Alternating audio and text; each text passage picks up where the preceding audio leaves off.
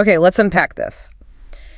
I want you to picture a military paratrooper jumping out of a transport plane in the dead of night, just plummeting into a hostile war zone. Right, highly intense. Exactly. And now I want you to picture, I don't know, an accountant sitting down at a sterile, fluorescent-lit desk on a super mundane Monday morning to open a spreadsheet. A slightly different vibe. A completely different vibe. But here's the thing. Why on earth does the English language use the exact same, violent life or death, hyperkinetic vocabulary to describe both of those situations? It is a bizarre contradiction when you really look at it. I mean, we completely militarize our Monday morning. We absolutely do. And it stems from this underlying problem, which is that there is something incredibly, almost tragically anticlimactic about the literal phrase, I am going to plan my goals. It's terrible. It's so boring. Right. Like you wake up, it's the first day of a new year, or maybe you're starting a brand new job, and you feel this massive electric surge of human ambition. You're fired up. Exactly. You have this fire in your belly. You want to completely change your trajectory. And then you try to articulate that feeling to your spouse or your friend. And you just say, well, I will plan my goals. Yeah, that just drains every single ounce of energy out of the room. It totally falls flat. It falls completely flat because, well, it lacks weight. It lacks architecture, really. And I think it ignores a fundamental reality of human biology and linguistics. Okay, how so?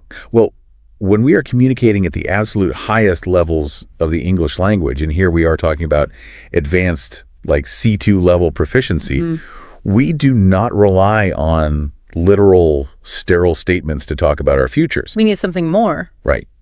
To truly capture our deepest ambitions, our personal growth, our underlying strategies for success, we rely heavily on what linguists call structural metaphor. Structural metaphors. Okay, so today, for you listening, we are taking a deep dive into the linguistic blueprint of success. We're looking at exactly how we talk about the future, how we set massive life-altering goals, how we construct a better life, and most importantly, how we actually achieve those goals. It's basically decoding the linguistic blueprint for success. Exactly. But before we get into the specific phrases we have from our sources today, I want to unpack this biological aspect you just mentioned. Why do we need metaphors at all? Why can't we just say what we literally mean? Right. It's a great question. And it comes down to a psychological and neurological concept known as embodied cognition. Embodied cognition. Yeah. Think about the evolutionary history of the human brain. For hundreds of thousands of years, our brains evolved to navigate physical space. Like surviving in the wild. Exactly. We evolved to understand concepts like up, down, heavy, light, grasping a branch, throwing a rock, or, running away from a predator. The physical stuff. The physical stuff. The neural pathways dedicated to spatial awareness and motor function are incredibly ancient and robust. Right. Our brains are basically hardware designed to survive in a physical jungle. Precisely. Now contrast that with the concept of the future. Which doesn't exist. Right. The future does not exist yet. Your future success, a 5-year career plan, a retirement portfolio, these are completely invisible, highly abstract concepts. They're just ideas. Yeah, and evolutionarily speaking, the ability to plan a decade in advance is a very, very recent software update in the human brain. Oh, that makes so much sense. So how do human beings talk about and process something they literally cannot see or touch? Well, we map it onto our ancient hardware. We hijack the brain's spatial and motor networks. We borrow from the physical world. Exactly. We borrow words from architecture, from physics, from the military, from the natural environment, just to build a physical framework for our invisible ambitions. We literally construct our future through the physical language we choose. We anchor the abstract in the physical.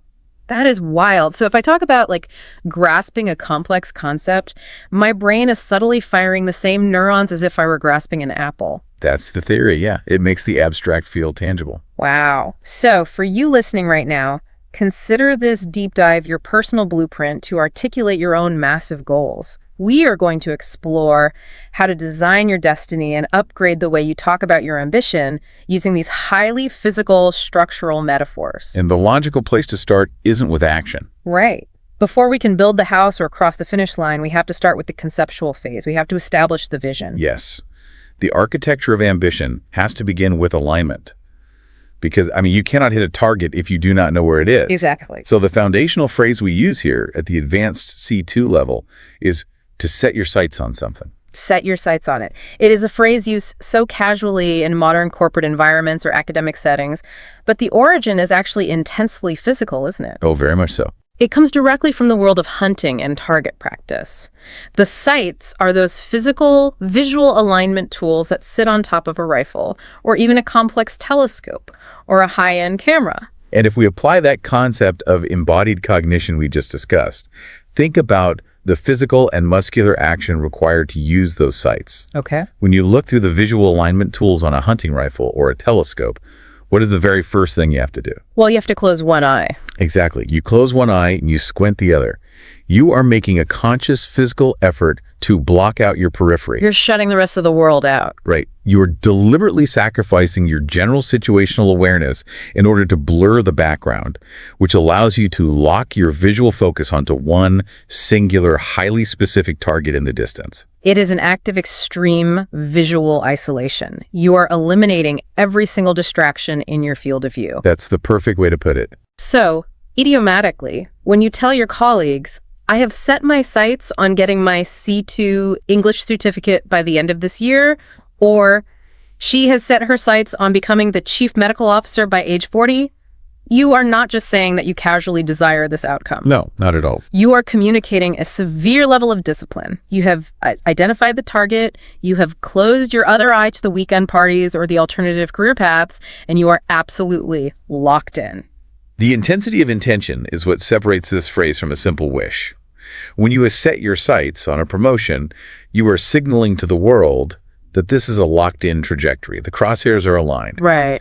But, there's an interesting limitation to setting your sights. What's that? Usually, you only set your sights on a target you actually believe you can hit. It implies a degree of pragmatic calculation. Right, yeah.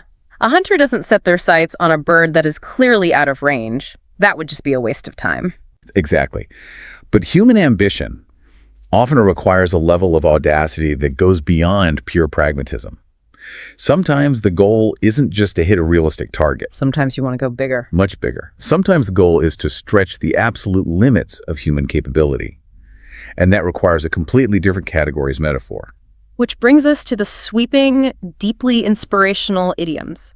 Things like, to shoot for the moon, or to reach for the stars. I mean, these are just ubiquitous in commencement speeches and startup pitches. They're classic for a reason. They literally mean aiming for the absolute highest, most difficult, and ultimately most rewarding goal imaginable. Yeah. But the underlying philosophy built into these phrases is what makes them so enduring. The target, the moon, or the stars, is so massive and so unimaginably high up that even if you experience catastrophic failure regarding the primary objective, the secondary consequences are still miraculous. Precisely. Because if you shoot for the moon and miss, you still end up in orbit. You still escape gravity. Exactly. The mere act of engineering a vehicle capable of aiming that high guarantees you will achieve something great along the way. It gives the speaker, and the listener really, built-in psychological permission to fail. It's like a safety net of greatness. But I want to push back on this idea of aiming high for a second, because our source materials highlight a very dangerous trap here. Oh, the delusion trap. Yes. There is a notoriously thin line between bravely shooting for the moon and just being entirely delusional. And the English language has a very specific, somewhat brutal C2 noun phrase to describe that delusion. A pipe dream. A pipe dream. Yeah, a pipe dream is an incredibly sophisticated phrase. If setting your sights is about sharp, calculated visual focus, and shooting for the moon is about audacious engineering, a pipe dream is the exact opposite of both. It's neither of those things. No, it refers to an unattainable, completely unrealistic hope or plan that has absolutely zero chance of ever coming true. The history of this phrase is absolutely wild, and I think we need to spend some time on it because it explains so much about modern psychology.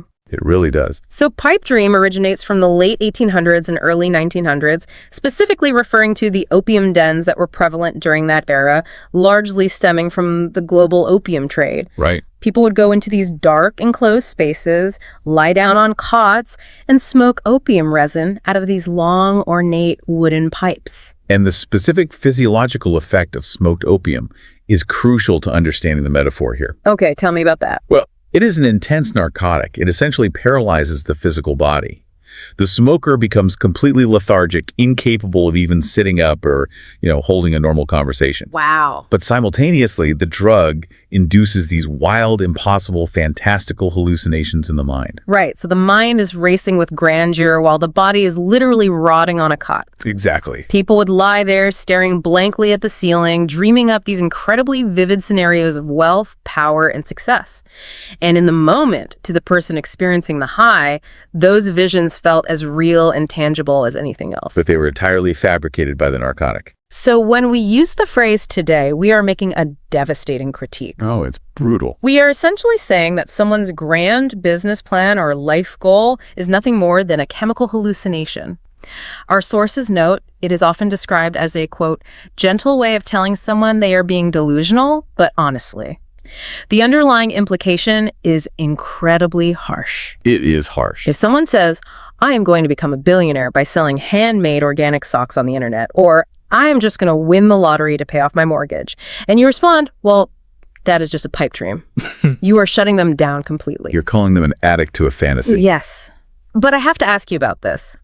Why do we still use an 1800s narcotic reference to critique a modern business plan? I mean, is having a terrible business plan really comparable to being high on opium? I would argue that psychologically it is highly comparable. Yeah, the metaphor survives because the psychology of grand delusion hasn't changed. Think about the feeling of sitting around a table with a couple of friends at midnight, drinking coffee, and imagining that you are going to code an app over the weekend, sell it to Google for $1 billion in 6 months, and buy a private island. It feels amazing. You get totally fired up. Exactly. That fantasy gives your brain a massive dopamine spike. You get the emotional and neurochemical high of being wildly successful without having to endure any of the actual, difficult, boring, agonizing work required to achieve it. Oh, wow. You are short-circuiting the reward system. The fantasy itself becomes the drug. You are hallucinating success. And just like the person in the 1800s opium den, you are physically doing absolutely nothing to make it a reality. That is a staggering way to frame it. The fantasy is the drug. But hold on, let's play devil's advocate for a second. Okay, sure. Because if you look at history, some of the greatest achievements sounded exactly like opium-induced hallucinations to the experts of their time. That's fair. Look at the Wright brothers. Just days before they successfully flew at Kitty Hawk, major newspapers like the New York Times were publishing articles saying that human flight would take millions of years of concerted effort by mathematicians to achieve. Right, they were widely mocked. Exactly. To the media, to the experts, the Wright brothers were having a pipe dream. So is pipe dream sometimes just a cynical label that unimaginative people use to shoot down true visionaries? Like, how do we separate ambition from delusion? What's fascinating here is that the distinction is actually very clear, and it's vital. The separation between a visionary shooting for the moon, a delusional person having a pipe dream, lies entirely in the presence or absence of a mechanism. A mechanism. Okay, explain that. Let's go back to the metaphors we just used. Shooting for the moon implies a rocket. It implies thrust, mathematics, fuel, and a trajectory. Right. You might miss the moon, your rocket might explode on the launch pad, but you built a ship. You had a mechanism for success. You actually did something physical. Yes. The Wright brothers weren't just staring at the sky hallucinating about birds. They were in a bicycle shop, building wind tunnels, testing airfoil shapes, and calculating lift and drag. They had a physical mechanism. Ah, okay. Whereas a pipe dream implies zero mechanism. Exactly. A pipe dream implies you are just lying on the couch waiting for the universe to hand you $1 billion for your sock company. You haven't researched manufacturers. You haven't studied supply chain logistics. You haven't even knitted a single sock. Right. You just have the vision. The language beautifully differentiates between an ambitious action rooted in mechanics and a passive hallucination rooted in pure desire. That is a brilliant heuristic. Are you building a rocket or are you just staring at the ceiling? Precisely. Okay, so for you listening, let's assume you have passed the test. You have set your sights on a realistic target, or maybe you are shooting for the moon with a solid mechanism. You're locked in. You have checked your ego to ensure it isn't a pipe dream. The vision is set. But a vision in your head is weightless. It has no gravity. How do we pull that abstract idea into the physical world? This requires a massive shift in vocabulary. We have to transition from the conceptual clouds down into the gritty physical dirt. I like the sound of that. This is the phase of the unglamorous beginning. And the English language captures this transition with a heavy, earthy architectural metaphor to lay the groundwork. Laying the groundwork. You can almost smell the dirt when you say it. It's very grounding. Before you can build the beautiful glass walls and the towering aesthetic roof of a modern skyscraper, before you can invite the investors up to the penthouse to look at the incredible skyline view, you have to do something incredibly ugly. You really do. You have to bring in heavy machinery and dig a massive gaping hole in the earth. You have to haul away tons of dirt. You have to weave rebar and pour thousands of gallons of solid gray concrete. And the most profound aspect of laying the groundwork, both in literal construction and in metaphorical ambition, is its invisibility. Invisibility? What do you mean by that? Yes. Think about the skyscraper. Once the building is finished, once the ribbon is cut and people are moving in, the foundation, the groundwork, is completely buried underground. Oh, right. Nobody sees it. Nobody marvels at the concrete footings.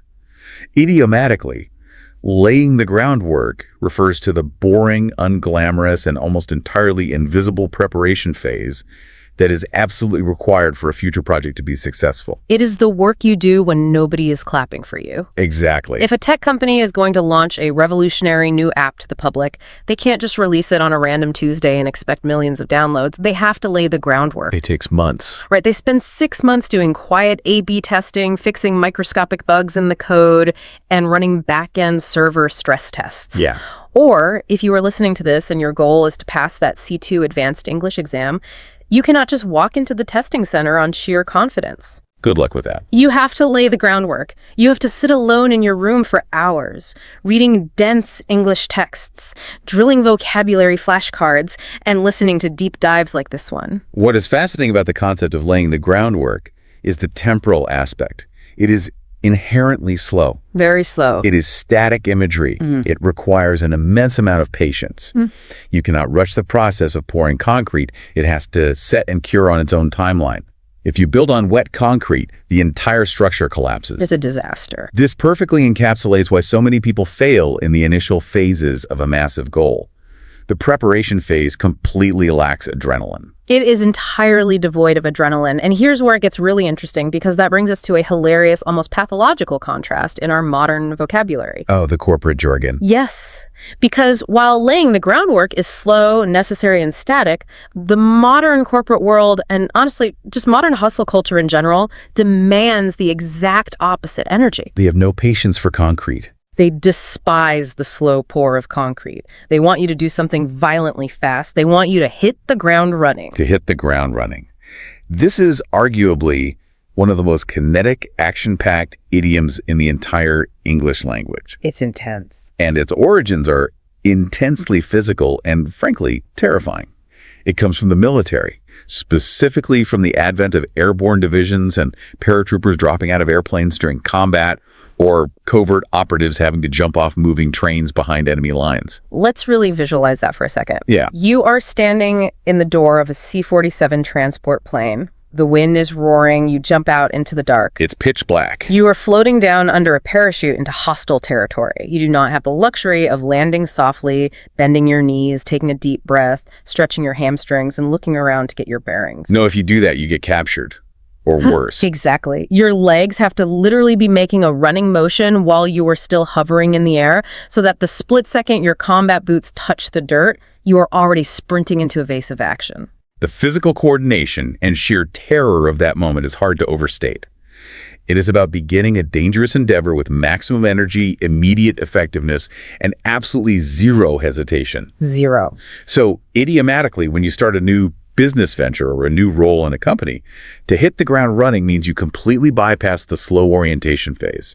You skip the training manuals, you instantly start producing high-level results at full speed on day one. Okay, this is where I find the dissonance of corporate jargon absolutely hysterical. We are using literal life or death, combat, military imagery, paratroopers dropping behind enemy lines into a hail of gunfire to describe, like, Greg in the accounting department being asked to skip his HR onboarding module on a Tuesday morning. Poor Greg. Right. Welcome to the firm, Greg. I know you don't know where the bathrooms are yet, but we need you to hit the ground running on these Q3 spreadsheets. It is so absurdly intense. Why do we militarize mundane office work? It is deeply absurd, but it reveals something very profound about our cultural psychology.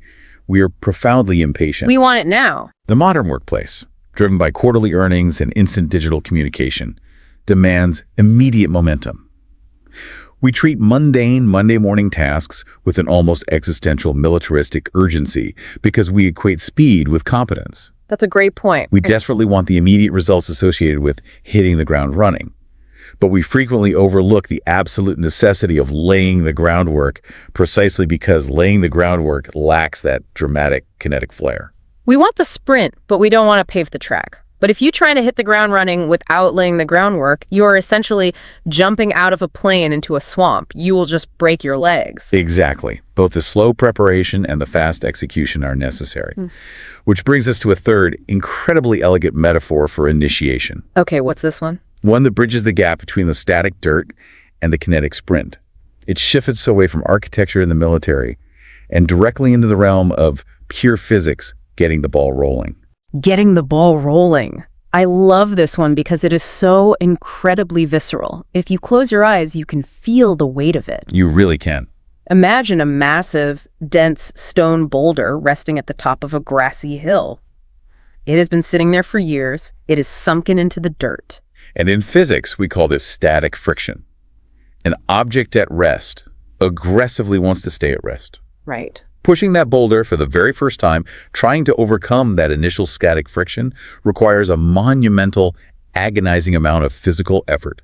You are planting your feet, straining your back, pushing with every muscle in your body just to make the rock budge a single millimeter. But once you break that static friction, once the boulder actually completes one rotation and starts rolling down the incline, the physics change entirely. Like a big change. You shift from static friction to kinetic friction, momentum takes over.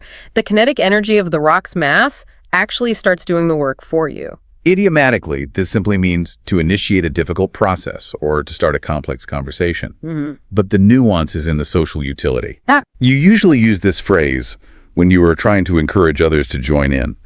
A manager might walk into a tense boardroom and say, "We have a lot of difficult budget cuts to discuss today, so I'll get the ball rolling by sharing my department's financial sacrifices first." Setting the example. Right. Or a podcast host might say, "I'll get the ball rolling by introducing our core topic." What I find structurally brilliant about this idiom is how it captures the selflessness of leadership and the transfer of energy. Getting the ball rolling is rarely something you do in isolation for a purely solo project. It inherently involves a collective. Yes. The person who gets the ball rolling is the one volunteering to take on the agonizing pain of overcoming static friction. You exert the massive initial effort so that the bolder the project, the difficult conversation, the new company policy is now in motion. You are absorbing the initial cost of initiation. Because once it is moving, it becomes infinitely easier for the next person to simply tap the boulder and keep it going. You have overcome the inertia for the benefit of the collective group. You give your team the gift of momentum. They don't have to push, they just have to jog alongside it and gently guide it. Exactly. But, as we all know from painful personal experience, momentum is a double-edged sword. Yeah. You've got the boulder rolling down the hill, you laid the groundwork perfectly, you hit the ground running out of that airplane, and you are feeling invincible. Everything's great. Everything is great.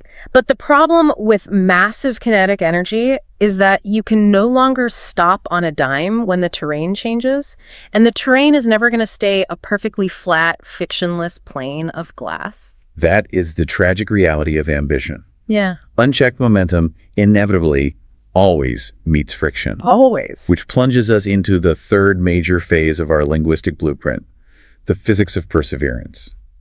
We have to learn the vocabulary for navigating the obstacles, the hidden traps, the violent storms, and the exhausting mud that are mathematically guaranteed to appear on your path to success. The English language is almost surgically precise when it comes to categorizing the severity of failure and the specific nature of obstacles. It doesn't just say, things got bad. No, it's very specific. It categorizes exactly how they got bad through varying levels of physical and travel metaphors.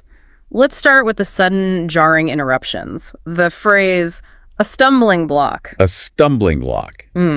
This brings us back to embodied cognition. Picture yourself walking down a very smooth, well-lit, comfortable dirt path. Okay, I'm picturing it. You've established a great pace, your posture is upright, your head is up, and you are looking confidently at your target in the distance. You are in the zone. You are in the zone. But because you were looking at the horizon, you aren't looking at your feet. Suddenly, your boot catches the edge of a large, jagged stone that was half buried and hidden in the dirt. Oh man, I hate that feeling. You trip. Your upper body pitches violently forward while your feet are stuck. You experience that horrifying split-second spike of adrenaline, your heart skips a beat, and you flail your arms trying to catch your balance before you smash your face into the ground. It is such a visceral shock to the nervous system.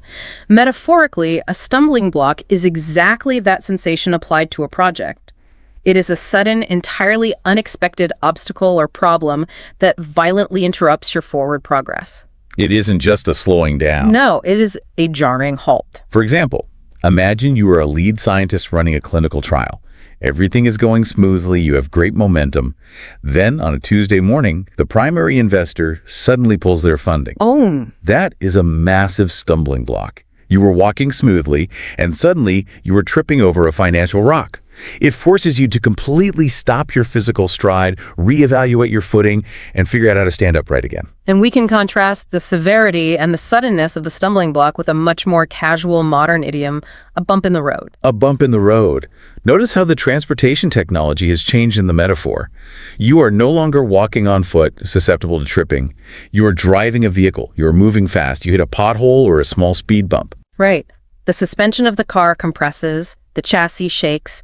You might spill a few drops of hot coffee on your shirt. It startles you, and it forces you to tap the brakes and slow down for a few seconds. And this is the crucial linguistic distinction.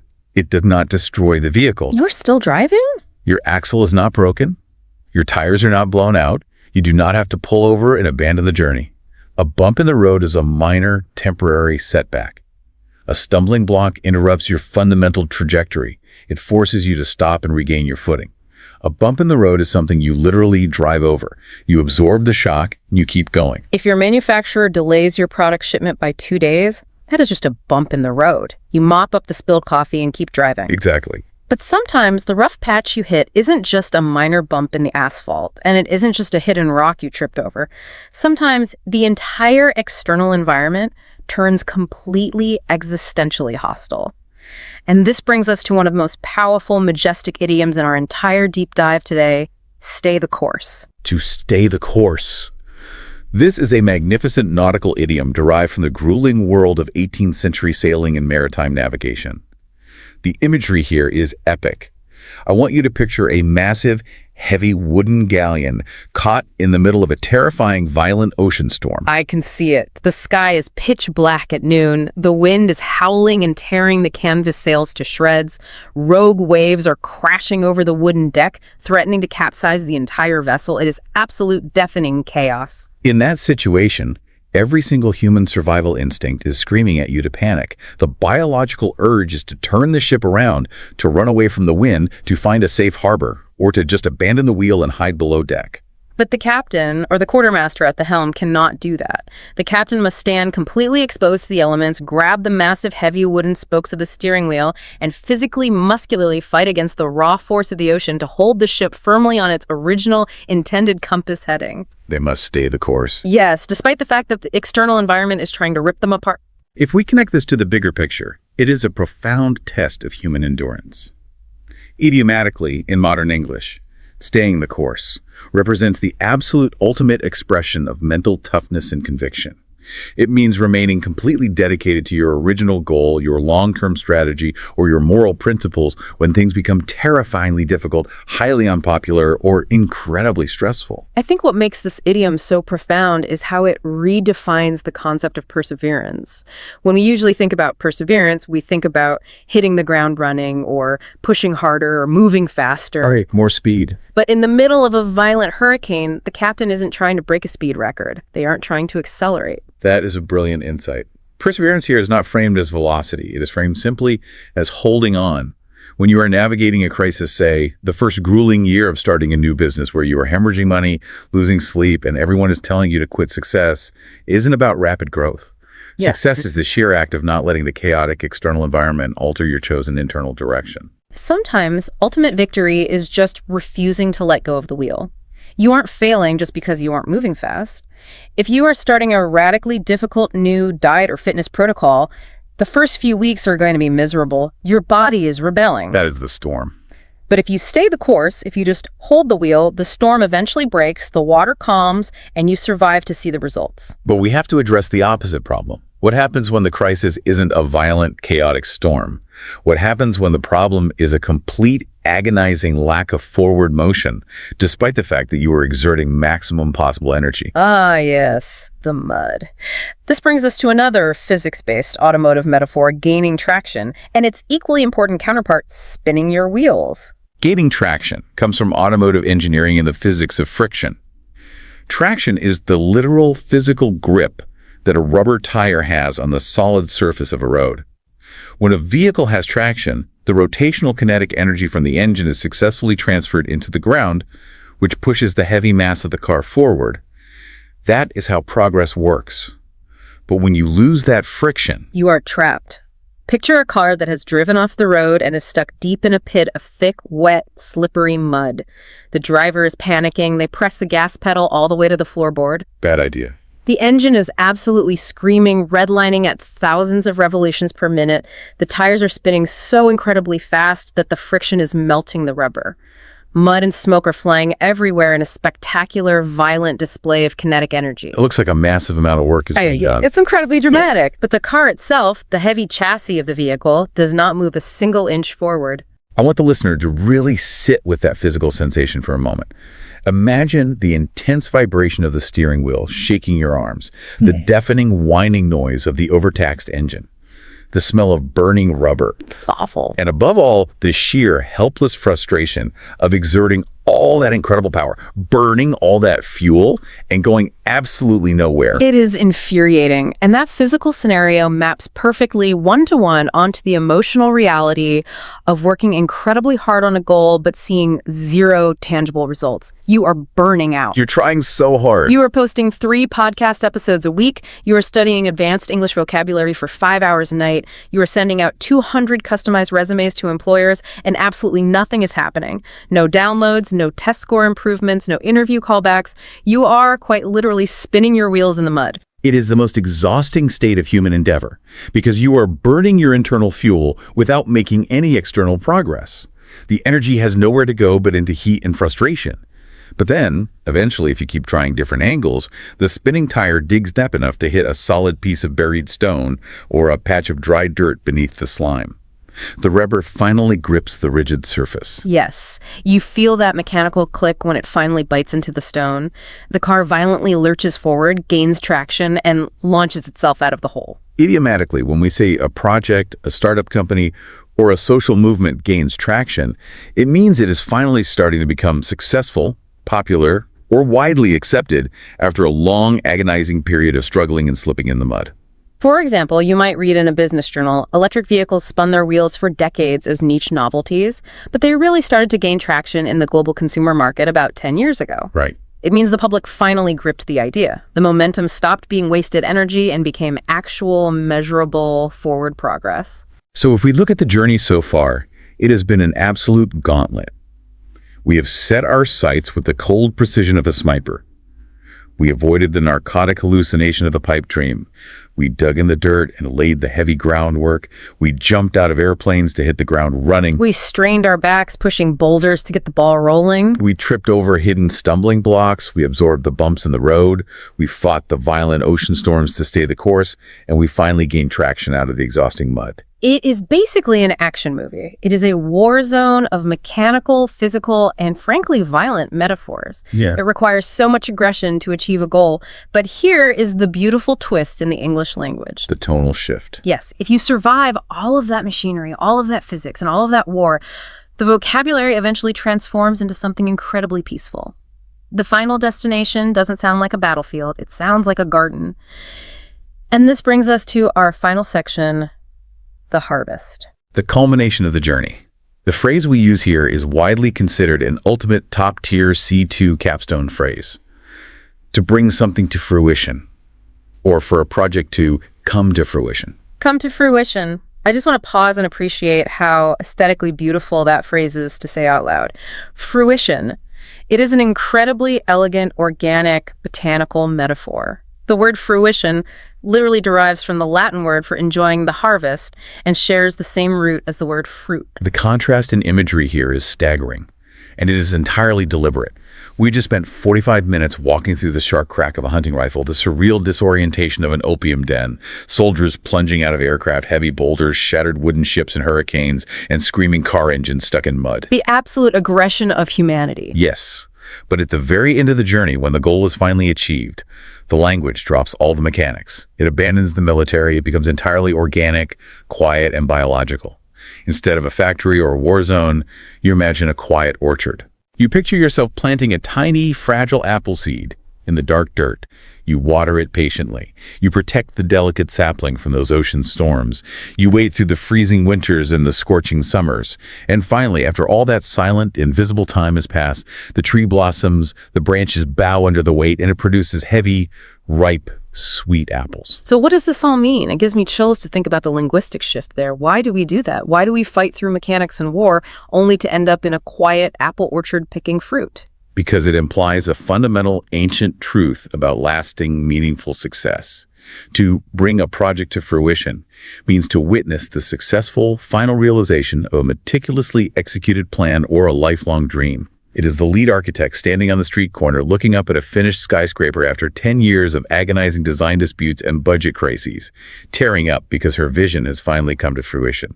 It is a grueling, multi-year medical research study finally publishing a cure. The botanical metaphor is crucial because it reminds us that true generational success is not just rapidly manufactured on an assembly line. It is not just about forcing a boulder down a hill with brute strength.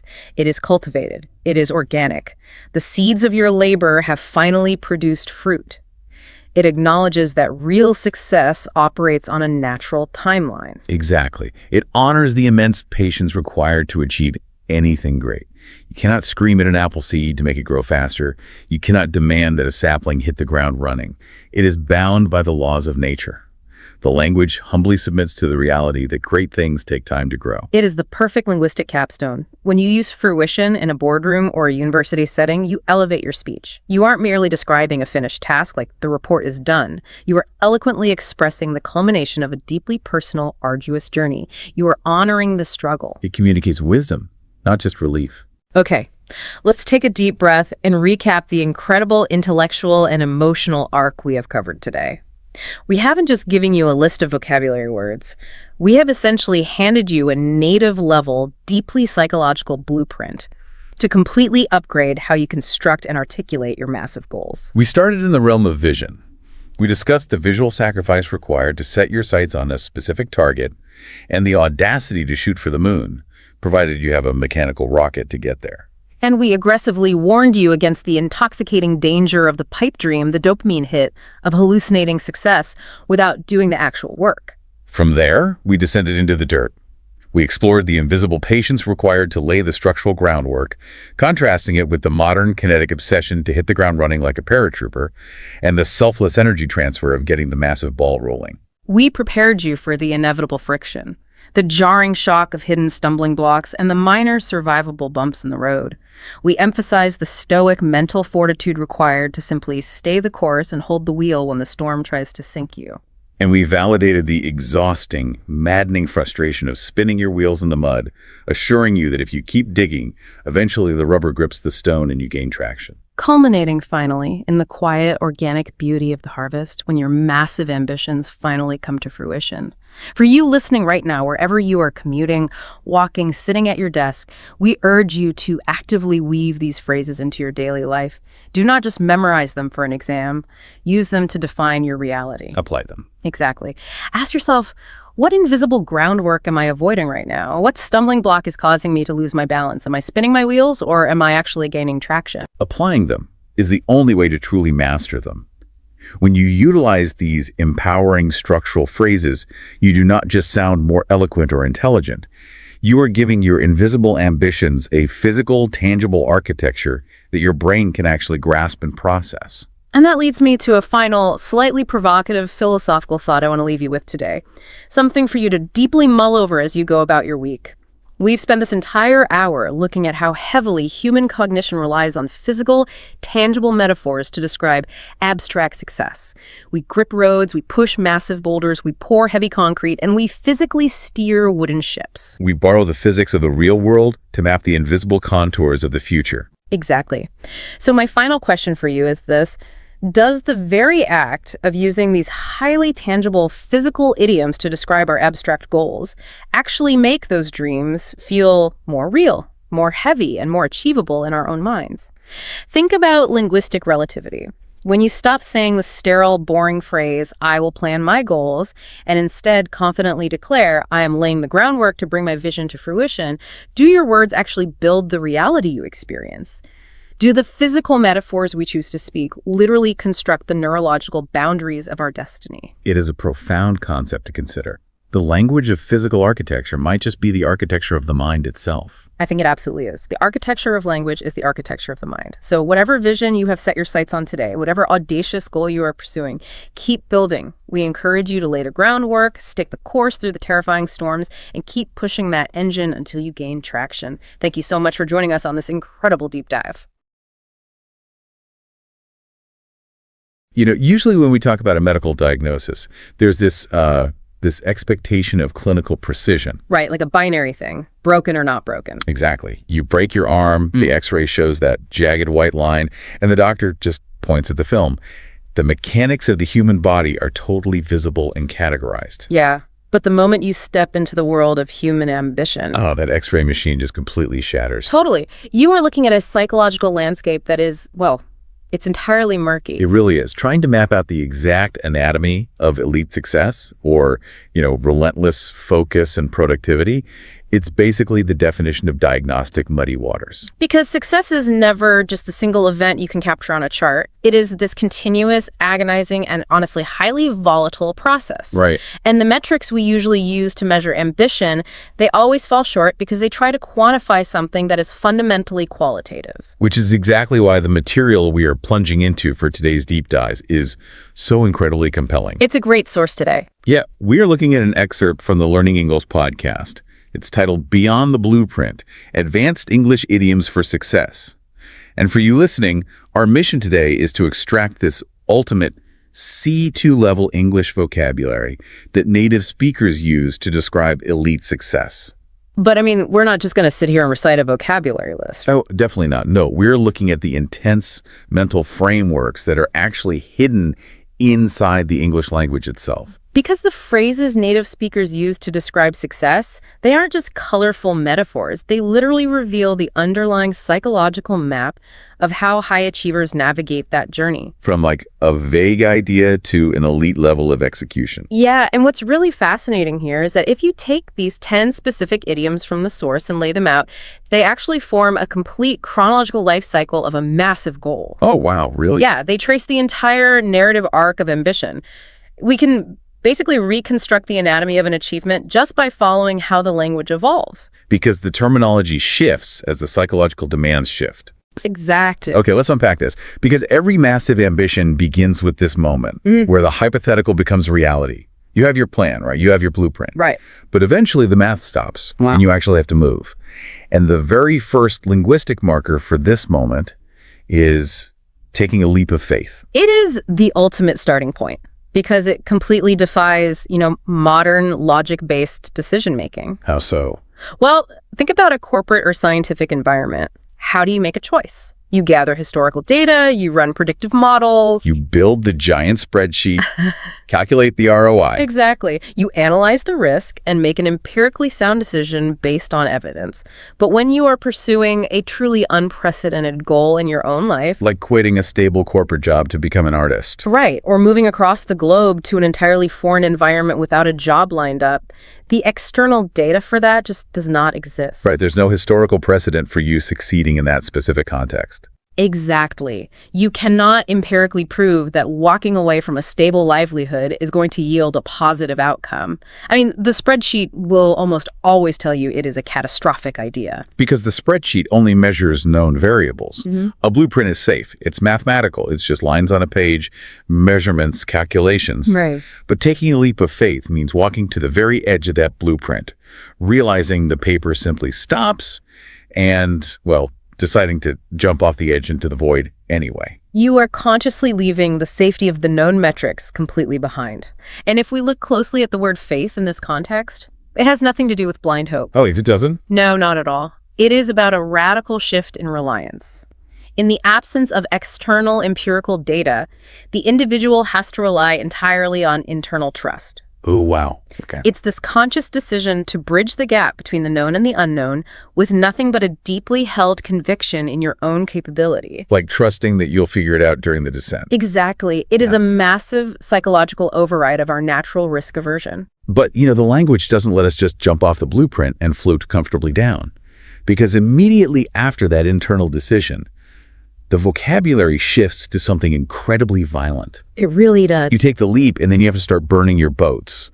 Or, as it's often phrased, burning your bridges. Yeah, this is the moment the commitment mutates from a theoretical state to an absolute physical reality. And we really have to look at the historical anchor of this phrase because it illustrates the psychology so perfect. The 1519 story, right? Yes. So the year is 1519. The Spanish explorer Hernán Cortés lands his ships on the shores of Mexico, and the objective is to conquer the Aztec Empire. Right. Now, Cortés is looking at his men, and he knows human nature. His soldiers are vastly outnumbered, they are in a completely alien environment, and they are terrified. Naturally. Right. And when human beings are terrified, the amygdala fires up, and we immediately look for the quickest exit strategy. We look for safety, we look for the way home. Which, in this case, would be the ships. The physical vessels that brought them there represent survival. They are the ultimate safety net. Exactly. So Cortés issues an order that just defies all conventional military logic. He commands his own men to set their ships on fire. It's crazy to think about. Just imagine the absolute psychological terror of standing on a foreign beach, watching the wood burn, and realizing that your only method of retreat is turning to ash. Well, this raises a really important question about the mechanisms of commitment, because Cortés understood a profound psychological truth here. Which is? If the option to retreat exists, human beings will eventually take it when the friction becomes unbearable. Right, when things get too hard, we run. Exactly. By burning the boats, he eliminated the choice entirely. The binary equation shifted. It was no longer succeed or go home. It became succeed or perish. But, it makes me wonder about the distinction between these first two concepts. Are they just two ways of saying the exact same thing? How do you mean? Like, is burning your boats just a more destructive, aggressive version of taking a leap of faith? Oh, I see. Actually, no. They represent two entirely different psychological mechanisms. Okay, lay it on me. So, the leap of faith is the internal authorization to start. It requires a tremendous amount of internal trust just to jump off the ledge. Right. But human beings are inherently flawed. Our internal trust wavers. We get tired, we get scared, we start rationalizing why we should maybe just quit. Yeah, the self-doubt creeps in. Exactly. So burning the boats is the external action designed to protect you from your own future weakness. Oh, wow. So you're basically outsourcing your discipline to your environment. Precisely. You take the leap, but then you manipulate your physical and social environment to ensure that failure or retreat is just impossible. Like investing your entire life savings into a startup. Yes, or publicly resigning and announcing you're opening a rival company. You burn the boat to guarantee that when the internal trust inevitably falters, you simply cannot climb back up to the safety of the blueprint. You literally force the timeline forward. You have to. Which thrusts us directly into the consequences of that forced momentum. Because the ships are gone. The initial rush of adrenaline from that big dramatic decision begins to metabolize, and fade out of your system. But reality sets in. Yeah, you are stuck in the middle of the arena and you have to face the unglamorous, brutal work. The psychological landscape completely changes and the language changes right along with it. Right, because the theoretical plan is now violently colliding with physical and psychological resistance.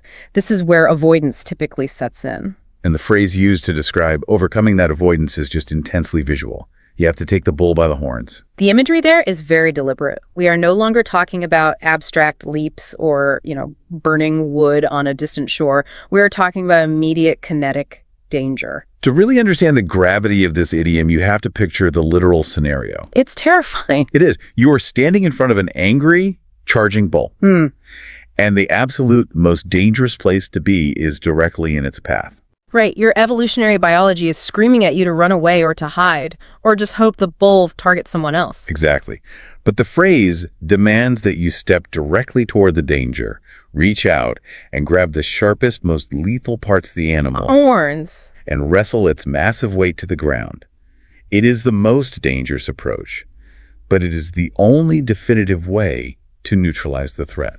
And if we connect this to the bigger picture of how we manage crises in our own lives, it makes total sense. Like what kind of crises? Well, say a massive budget shortfall at a company or even crippling personal debt. Our natural instinct is avoidance. We engage in cognitive dissonance. We just ignore the mail. Right. We tell ourselves that if we simply don't open the financial statements, the problem doesn't truly exist. The charging bull is that active moving crisis that will destroy you if you ignore it. You can't slowly negotiate with a charging bull. Yeah. You can't gradually draft a proposal to maybe deal with the bull next quarter. No, you definitely can't. The phrase implies a sudden, decisive burst of bravery.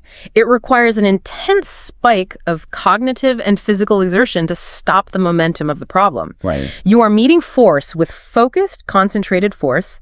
It is an acute stress response utilized deliberately. Okay, here's where it gets really interesting. Oh, yeah. Yeah, because the English language immediately contrasts that sudden violent exertion with a completely different type of effort. If taking the bull by the horns is about surviving an acute crisis, the very next idiom describes how you survive the chronic baseline reality of the work. Right, the day-to-day. You have to put your nose to the grindstone. We shift from the arena to the workshop. Yeah. From adrenaline to endurance. Exactly. And the sensory details buried in this phrase are incredibly gritty.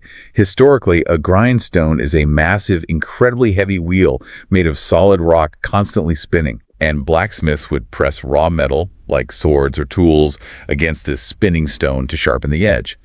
But because the work required such hyper-specific precision, the blacksmith had to lean their nose dangerously close to the wheel. They are inches away from flying sparks. Flying sparks, deafening noise, intense physical friction just to monitor the progress of the blade. And the cognitive equivalent of this is staggering. Think about the mental friction required to master a complex skill. Like what? Like studying every single day for the C2 English exam, for instance. Or coding a new software architecture from scratch. It requires continuous, exhausting proximity to the problem. It's the complete opposite of wrestling the bull. Oh, absolutely. Wrestling the bull is a 10-second fight for your life. Putting your nose to the grindstone is a 10-month, unglamorous marathon where nobody is watching, nobody is cheering, and your only reward is, well, more friction. But you need both to survive the journey.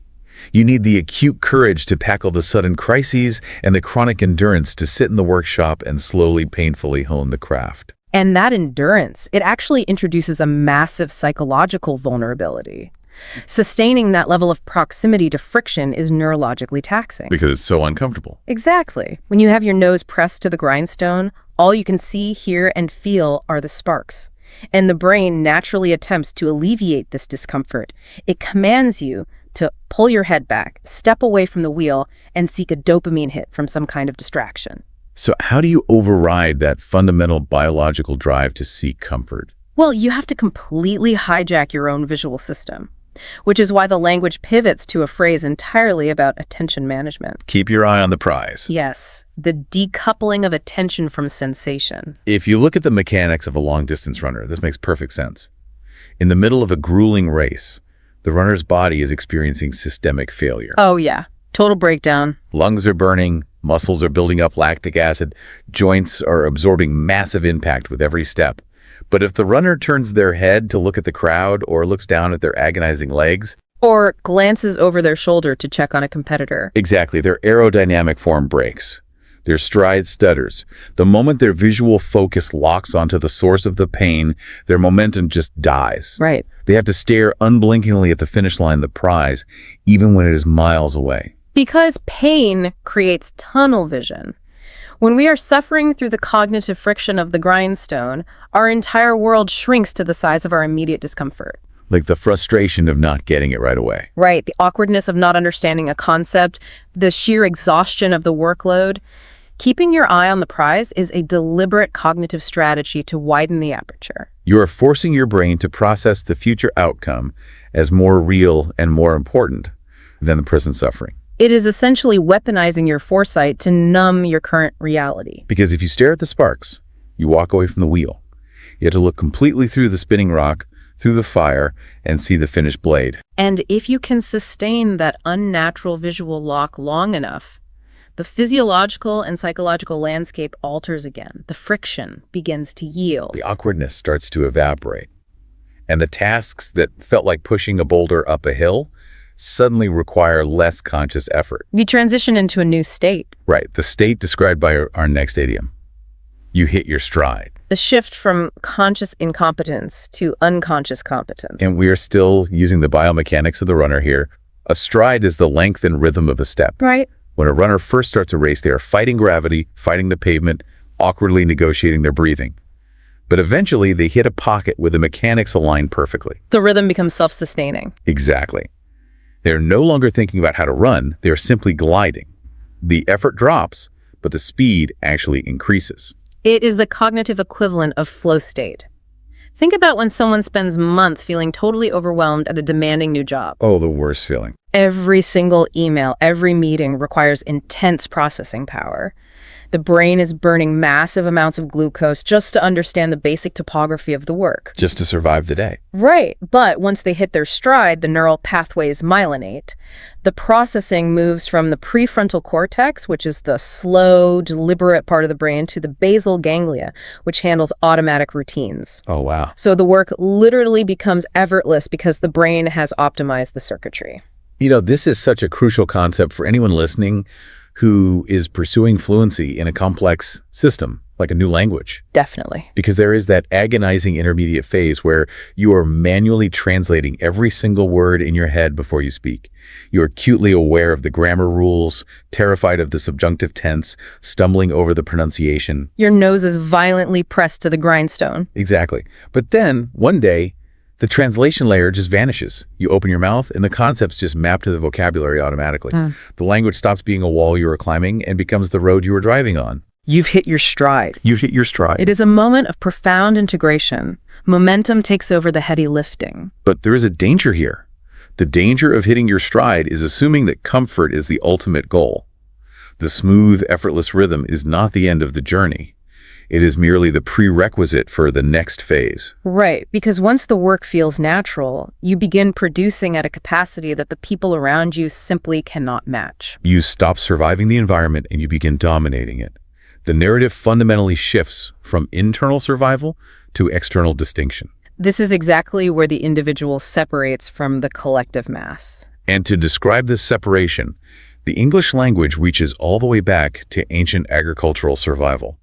The phrase is to separate the wheat from the chaff. A metaphor based entirely on the application of extreme turbulence. It is.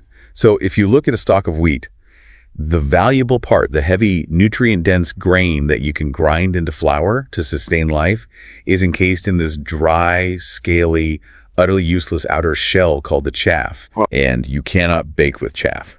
It has zero nutritional value. But historically, a farmer couldn't sit there and peel every individual grain by hand. It would take forever. So what do? They would take the stalks, throw them onto a hard threshing floor, and beat them violently to crack the shells. Wow. Yeah, and then they would use a winnowing fork to throw the mixture high into the air on a windy day. The heavy, valuable wheat would fall straight back down to the floor, while the wind would catch the light, useless chaff and blow it completely away. If we connect this to the bigger picture of how high-level human competition works, it reveals a pretty brutal truth about how systems identify talent. Okay, tell me more about that. Well, elite environments, whether that is the final round of interviews at a top-tier venture capital firm or, a grueling physical test for a special operations military unit, they are engineered to mimic the threshing floor. The system operates as the farmer. Yes. And the intense psychological or physical pressure serves as the wind. So the pressure isn't a flaw in the system, it's the actual sorting mechanism. Precisely. The environment is deliberately designed to be volatile and hostile. The system wants to see what happens when the candidates are thrown into the air. Right. The chaff represents the individuals who look the part on paper but lack the density of character, or the internal trust of the leap of faith, or the endurance of the grindstone. Under pressure, they are easily blown off course. And the wheat? The wheat represents the individuals who possess enough internal gravity to drop straight down through the turbulence and hold their ground. So how do you prove you have that density? How do you demonstrate to the system that you are the wheat? Well, the language gives us a direct behavioral correlate for that too. It does. Yeah. The people who survive the win are inevitably the exact same ones who go the extra mile. The transition from mandatory compliance to voluntary exertion? The phrase literally stems from the concept of being forced to carry a burden for 1 mile, but choosing to carry it for 2. It is about making an additional, highly specific effort that goes far beyond what is strictly required, expected, or compensated for. And this fundamentally alters the psychological relationship with the concept of a finish line. How so? Remember, when we discussed keeping your eye on the prize, the assumption was that a fixed distance exists, a designated endpoint. Right. The average performer, the chaff, views the finish line as a boundary to stop working. They hit the exact metric required and they power down. But the individual who goes the extra mile views the finish line merely as a suggestion. They just keep going. Yeah, they reach the required boundary, cross it, and voluntarily continue to expend energy just to see what kind of quality they can manifest in that unrequired space. Because it's an entirely internal locus of control. The external world, the blueprint, the manager, the teacher, they only demanded 1 mile. Right. The second mile was driven by an internal standard of excellence that has nothing to do with external validation. Like Sarah, the reliable employee who over-delivers for the client without being asked. She isn't doing it just for the paycheck. She's doing it because her internal architecture demands it. It is the ultimate proof of the wheat. The chaff stops exactly when the external pressure stops. The wheat continues to generate its own forward momentum regardless of the wind. Which brings us to what feels like the natural, triumphant conclusion of the story. You'd think so, right? Yeah. I mean, you took the leap, you burned the boats, you wrestled the immediate crises, you survived the grindstone, you hit your stride, and you proved your density by going the extra mile. You have crossed the ultimate finish line. You have won. And this is exactly where the linguistic map delivers its most severe warning. Because the ultimate danger does not lie in the friction phase. No, it doesn't. The ultimate danger lies in the immediate aftermath of victory. We're entering the post-success phase. It is a state of profound psychological vulnerability that most people never anticipate because they just assume success equals safety. And the idiom that describes this trap is to rest on your laurels. A concept rooted deep in the societal structures of ancient antiquity. Yeah. In ancient Greece and Rome, when an elite athlete won a major competition or a brilliant military commander returned from expanding the empire, they were not handed a gold medal or a massive financial bonus. What did they get? They were crowned with a wreath intricately woven from the leaves of the laurel tree. It was the highest possible status symbol. It visually signaled to the entire society. This person has achieved an absolute pinnacle of success. But the warning is embedded in the physical act described by the phrase. To rest on those laurels means to become lazy, complacent, or completely unmotivated because you are paralyzed by the satisfaction of a past victory. You start to operate under the delusion that a previous success will act as a permanent shield. Right, sustaining your relevance and your dominance forever.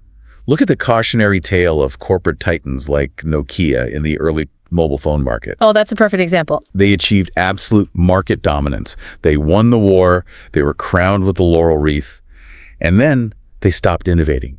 They stopped looking at the grindstone. They believed their past victory insulated them from the future, and they lost their entire empire. And the neurological mechanism behind this is fascinating. Break it down for us. When you are putting your nose to the grindstone, your brain is flooded with a cocktail of neurochemicals designed for vigilance and survival. You are hyper-aware that you could fail. Right, you're on edge. But the moment you achieve the massive goal, your brain releases a massive wave of dopamine and serotonin. It is deeply intoxicating. The external pressure vanishes because society confirms you have made it. And if your internal drive was solely tethered to crossing that specific finish line. This sudden absence of friction causes the engine to just shut off. You literally take the symbol of your past victory, place it on the ground, and go to sleep on it. While the rest of the world, all the hungry competitors who haven't won yet, are still running right past you. Stagnation in a dynamic environment isn't just pausing, it's actively moving backward. Which is why the elite achiever has to deploy a countermeasure to prevent the dopamine from making them complacent. They have to completely destroy the finish line they just crossed. The final idiom in the cycle demands that the moment you succeed, you immediately raise the bar. The architecture of continuous, deliberate discomfort. The core definition is setting a new, significantly higher standard of quality, performance, or expectation, making it exponentially more difficult for yourself or your competitors to succeed the next time. Right. And the metaphor is pulled straight from the Olympic sport of high jumping. The athlete visualizes the horizontal bar, sprints, contorts their body, and successfully clears the height. They land on the mat. They've achieved the goal. But what is the immediate, literal consequence of that success? The judges walk over to the apparatus and physically move the bar higher into the air. The reward for success is a harder challenge. The penalty for clearing the obstacle is a taller obstacle. Like a tech company releasing a piece of technology so advanced that it instantly renders their own previous highly successful product obsolete. Exactly. Or a brilliant actor delivering a performance so nuanced that it completely shatters the audience's previous understanding of their range, setting a terrifying new standard for their next role. By raising the bar, the individual is effectively weaponizing their own success against themselves. They are refusing to let the laurel wreath settle on their head. They recognize that the comfort of the current height is a trap, so they deliberately reintroduce friction into their environment to force adaptation. So what does this all mean for the anatomy of ambition we've been trying to map today? That's the big question. If we look at the entire sequence laid out by these phrases, if raising the bar is the mandatory response to success, doesn't that fundamentally break the concept of a final destination? It does. Doesn't that mean that the moment we clear that new height, the moment we raise the bar, we are staring at a completely unknown territory again? Meaning we have to step back to the very beginning, take another terrifying leap of faith, burn the boats again, and slam our nose right back onto the grindstone. Yes. And that is the ultimate, unvarnished truth revealed by this vocabulary. True high achievers do not view these idioms as a linear path with a final, comfortable terminus. They don't just retire on the beach. Exactly. They do not believe in a state of permanent arrival. They exist in a continuous, endless, recursive loop of these concepts. Wow. Elite success is not a destination. It is an iterative cycle of friction, flow, distinction, and deliberate recalibration.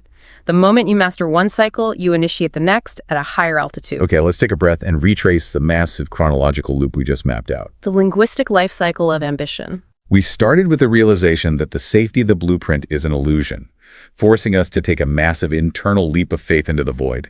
To ensure we don't retreat when the terror sets in, we manipulate the physical world and burn our boats on the shore. With retreat impossible, we are forced into the arena. We survive the acute, immediate dangers by stepping forward and violently taking the bull by the horns.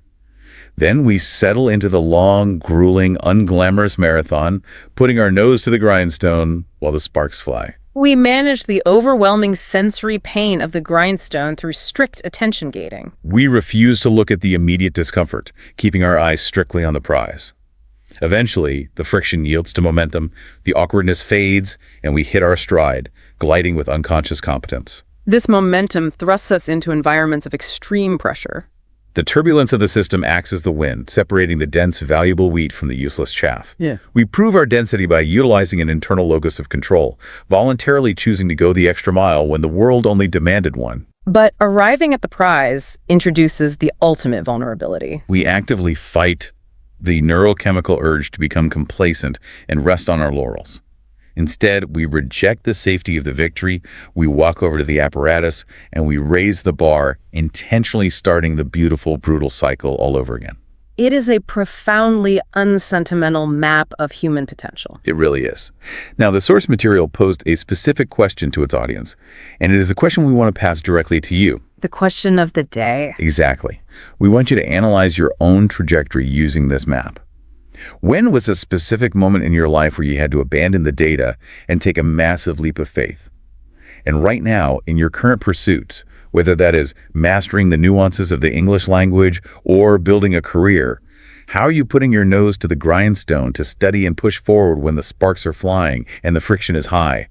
Think deeply about where you currently sit in this cycle. And as you locate yourself on that map, I want to leave you with a lingering philosophical observation synthesized from the core of everything we've unpacked today. Okay, let's hear it. Look closely at the vivid, visceral imagery embedded in these 10 phrases. When the English language evolved to describe elite success and ambition, it did not utilize imagery of a gentle, peaceful stroll through a manicured garden. Not at all. Success is articulated through elements of destruction and fire burning boats to ash. It is articulated through stunning violence, wrestling massive, angry animals to the ground by their horns. Right. It is articulated through harsh industrial friction grinding stone against raw metal inches from your face. And it is articulated through agonizing physical exertion running grueling miles while refusing to look away from the finish line. The language paints it as an absolute battlefield. It does. So the question I want to leave you to ponder is this. Does the very language we use to describe our goals subconsciously program our neurology to view success as an intense, unavoidable physical battle? Oh, wow.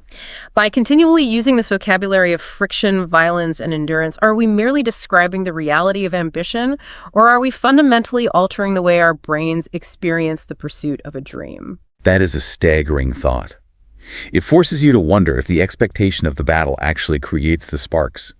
We hope you take these intense mental frameworks and use them to redraw your own blueprints. Keep analyzing the mechanisms of your own ambition. And remember, no matter what massive height you clear today, never rest on your laurels. Keep pushing, keep climbing, and we will catch you on the next deep dive.